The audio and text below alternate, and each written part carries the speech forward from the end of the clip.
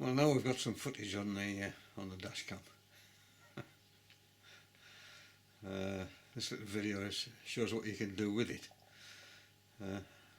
which I find absolutely amazing.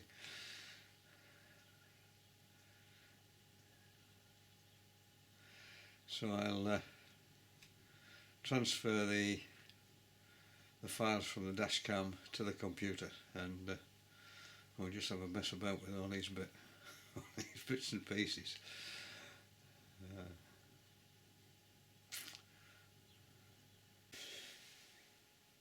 So there are two ways of transferring the files from the dashcam to the computer, and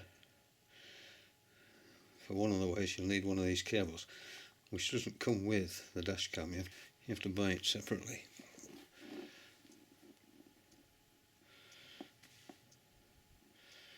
And there's two ends on there.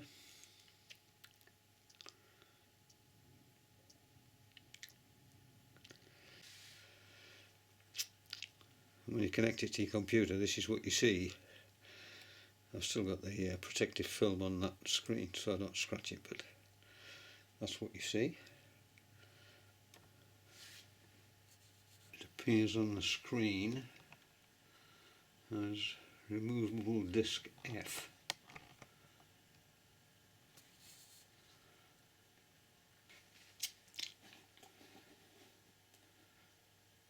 So if I just double click on there, this BC master folder appears.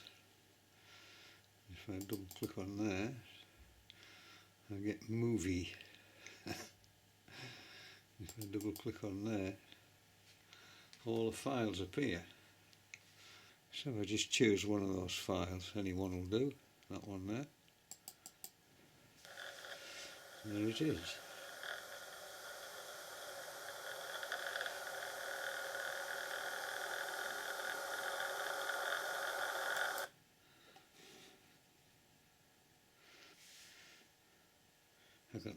I can either save individual files, or I can save the whole folder. It's just a case of copy and or drag and drop, really, which you probably know more about than I do.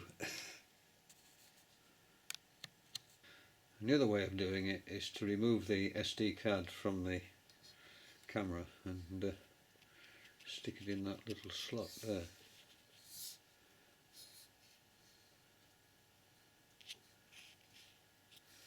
And then push this into the respective slot on your computer, which on mine is on the left hand side. But the end result is the same. You just get the movie folder and double click on that and all the files are there. View them at your leisure. But you can do an awful lot more with them, and I'll just go through that with you. If you go to the BC Master website and scroll down, you come to this. It says there how to switch the speed unit from kilometres an hour to miles an hour. Well, you don't need to bother with the BC Master DC10. You can do that on the settings on the camera. But if you just click here to download, this appears. So I'm not going to bother with that one. So this one here, the GPS player, if you click on download there,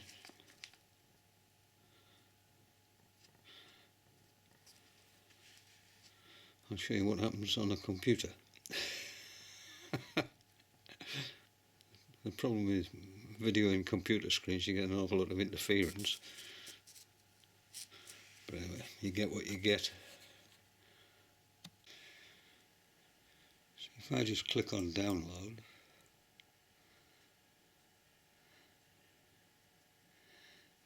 get this Registrator viewer zip. If I click on there, and the download appears there at the bottom of the screen, click on there and see what we get.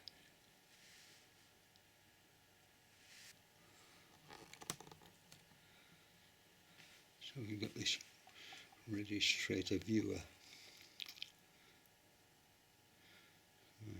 Double click on that. That appears. If I just double click on that, see what we get.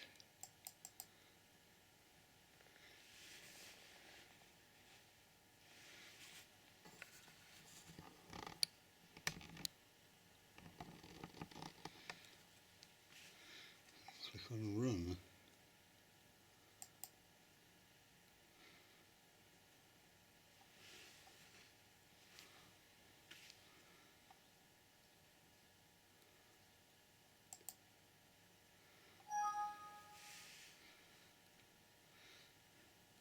And disappears on the screen. So there's the full screen. I don't know what this is, but if I click on it 3 times, it disappears.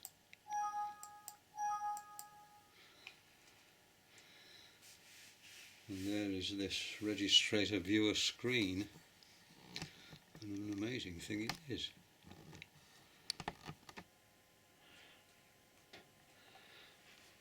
Well, let's load a file. I think you add files with this, that's what it says there, add files. So if I click on there, there are all the files, and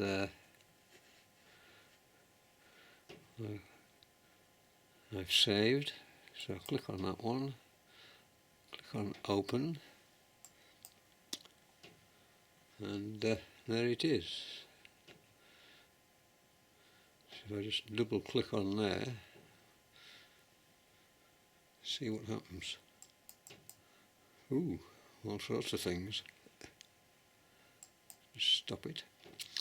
Right, this screen on the right hand side here, obviously this is the journey showing this is obviously the file showing the journey, and this little arrow is where matches up with what's on the screen. Let's just have a look and see what all these buttons do on the bottom of there. I'll just zoom in on them and see what they do.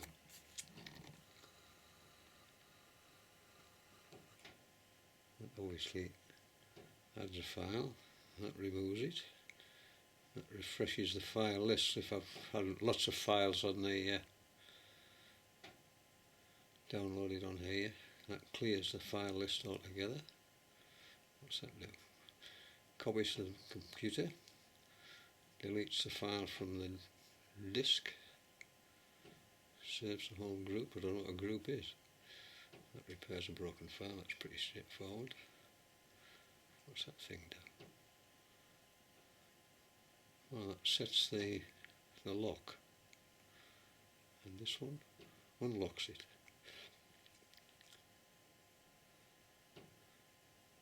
Group, ungroup, find a group, ungroup all. What's that thing there? Open track in Google Earth. Oh, have a look at that in a minute. Export track, attach track, move the video position. What's that thing there?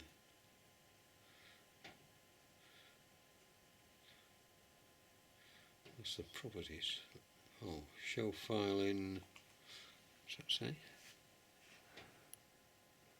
Oh, show file in Explorer it says. Let's have a look at this thing here. What happens? Something's happening. Oh, Google Earth has appeared.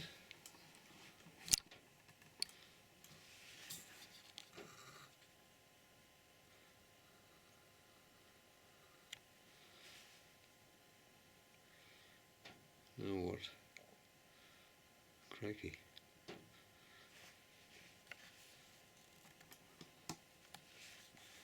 Goodness me.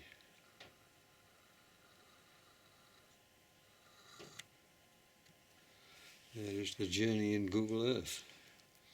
A sort of blue line.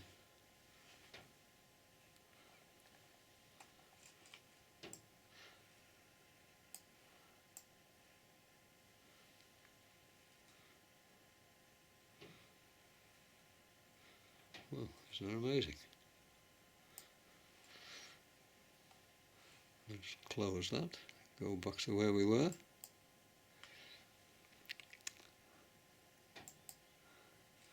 There we are, back at the beginning. So let me just double click on that again.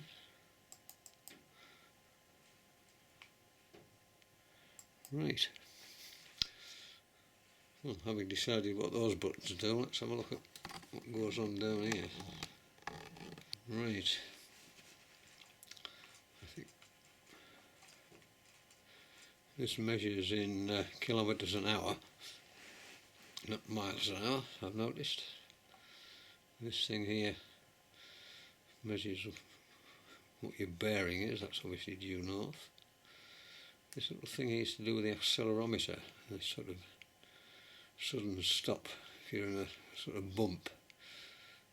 I don't know exactly how it does it, but that's what it's about. This obviously magnifies the image, not shrinks it. That's going backwards, that's going forwards. This little lot here speeds up the replay. If I start it, let's zoom out and have a look at the video and see what happens when I mess about with those buttons there. So let's start the video and see what happens. Oh. First thing you notice is that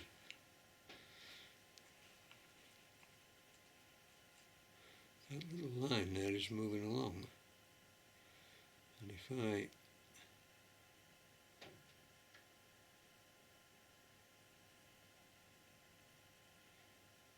move this cursor along, all that information appears on that little pop-up screen.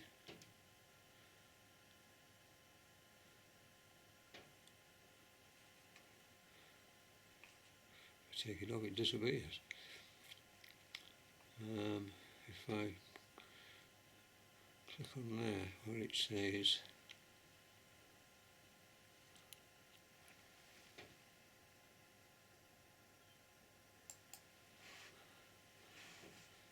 the video slows right down. If I click on 60, well, I'll click on 30 and see what happens. Ooh. Just click on back on 1. What's that? Let's go back to the beginning. So I just click on that and drag it. Click on that and drag it back. Yeah. See what happens.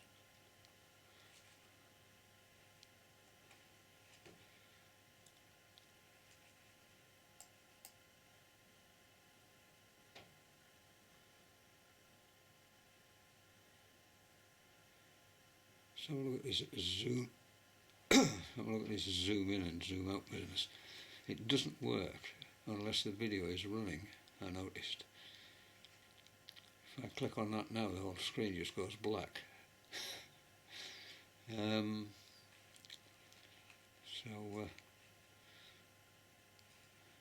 start it running and see what. Let's take it back a bit further.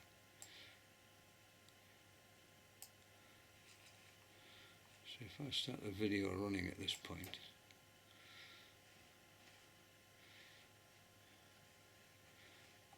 you'll notice along the bottom of the screen is all this information, the date, the time, PC master, and then this is all the GPS information, and that's how many miles an hour I'm doing. And if I press on that there, just keep your eye on that information on the bottom of the screen, you'll see it gradually disappears out of view.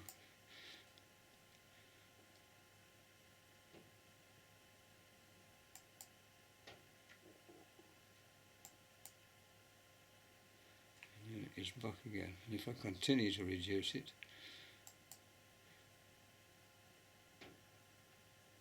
and again it becomes smaller and smaller. So just bring it back up to the full screen. There we are. Well, isn't that an amazing piece of kit? The other thing is, if I go onto the screen and right, well, let's stop it. If I go onto the screen and right click on the mouse, you get all these other bits and pieces here, which I suspect you could do on the main screen, but fascinating stuff. If I double click on this video file, and it appears full screen, the whole thing.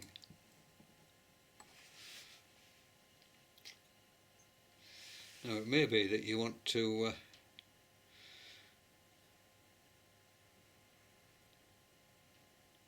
save that particular screen, or the one further. I'll go back to the earlier one, for which you use this screenshot arrangement. It's got nothing to do with the camera or this app, but it's something which I've recently discovered. People have probably known about it for years, but not being a techie type, we'll have a look at that. So I'll just go back to the earlier screen. There we are. Now, if I want to take a copy of that, I need to go to the computer.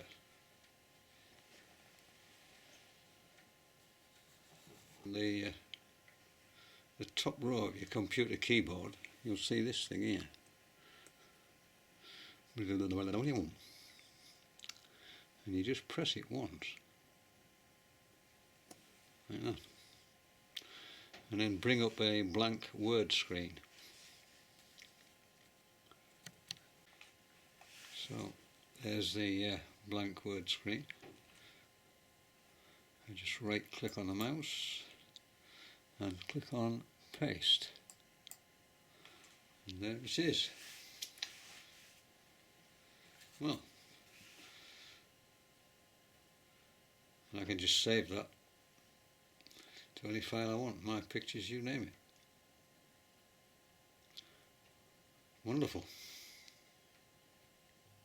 So there is a printout of the screenshot which I took with all the information on it, which I might need for whatever purpose. Well, what I would have left to do if I'd messed about with that.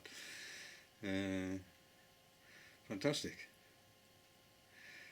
Anyway, I'll put this all together. It's going to take a while to edit this, man. I mean, messed about with it for 2 hours. And I'll get